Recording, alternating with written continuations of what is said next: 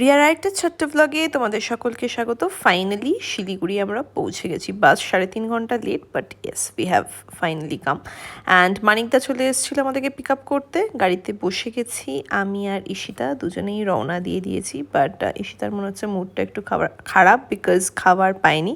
হ্যাঁ, আমরা last dinner করেছিলাম, তারপর থেকে 12:30 1টা অবধি উই হ্যাড নাথিং।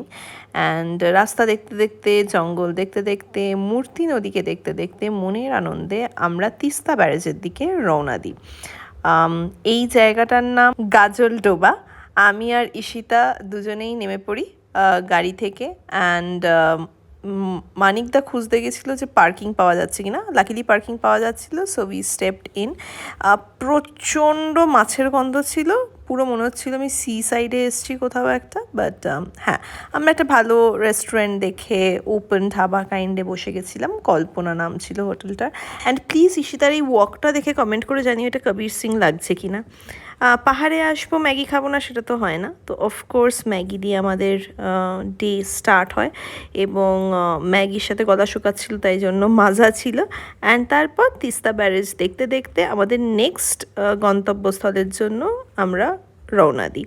অ্যান্ড দেখা হচ্ছে নেক্সট ব্লগটায়। Thank you for watching.